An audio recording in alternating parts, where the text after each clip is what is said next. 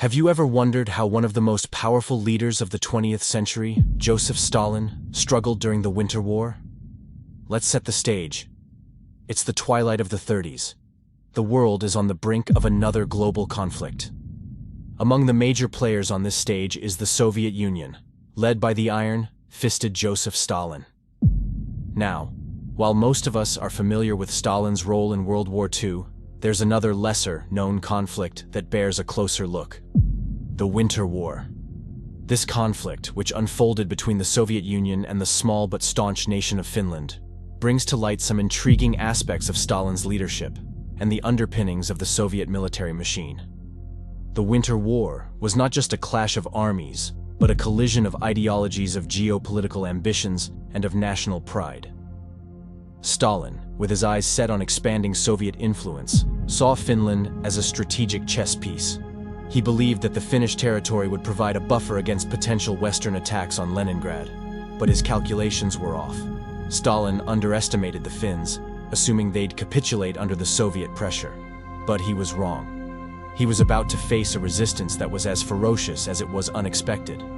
Now it's worth noting that Stalin was not a man known for his miscalculations. He was a leader who had, time and again, demonstrated his strategic acumen and ruthless efficiency. But in the case of the Winter War, he made errors in judgment that would have profound implications. He underestimated not just the Finnish resistance, but also the international response. He failed to anticipate the political fallout and the damage it would do to the Soviet Union's global standing. In this miscalculation, we see a crack in the armor of one of history's. As we delve deeper into this historical event, we begin to see the cracks in Stalin's seemingly invincible armor. November 30th, 1939, marked the start of a conflict that would test Stalin's mettle.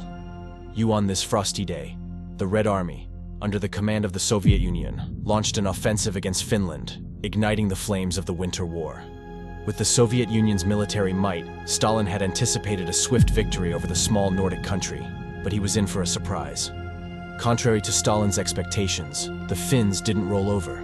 They fought back with a fierce and unexpected resistance. The Finnish army, undermanned and outgunned, proved to be a formidable adversary. They fought with tenacity and courage, leveraging their intimate knowledge of the harsh winter terrain to hold their ground against the Soviet onslaught.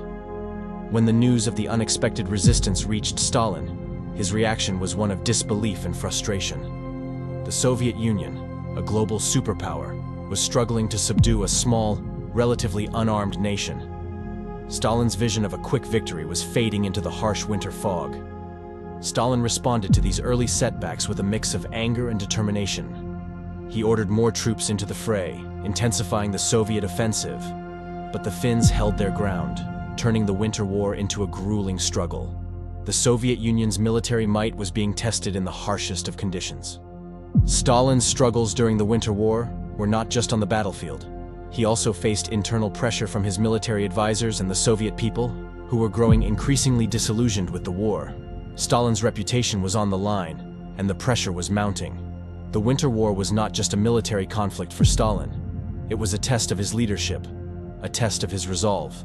The stakes were high, and the world was watching. But as the winter deepened, so did Stalin's resolve.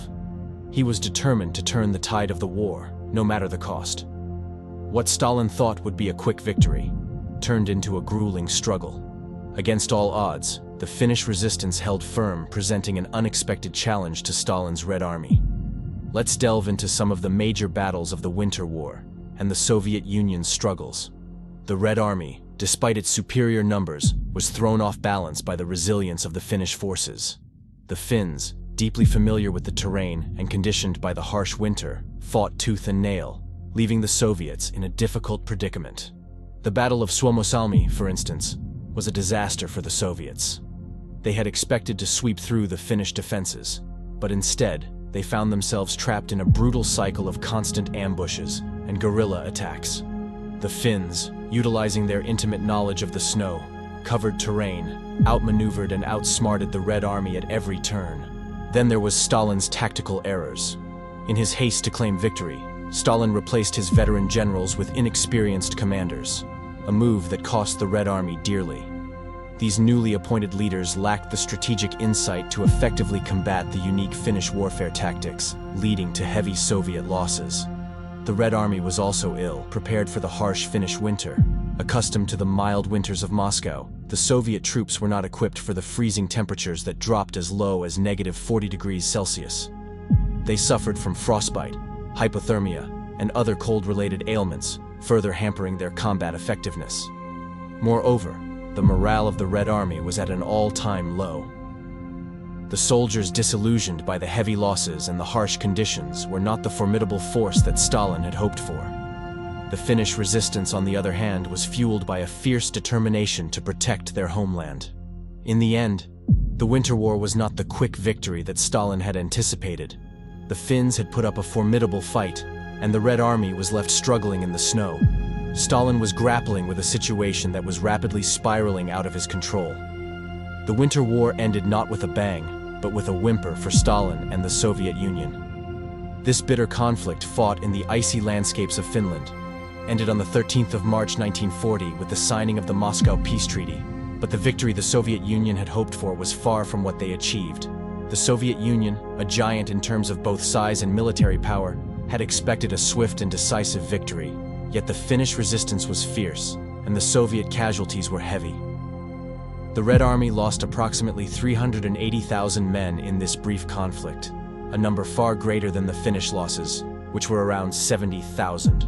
The Moscow Peace Treaty, which marked the end of the Winter War, forced Finland to cede 11% of its territory to the Soviet Union.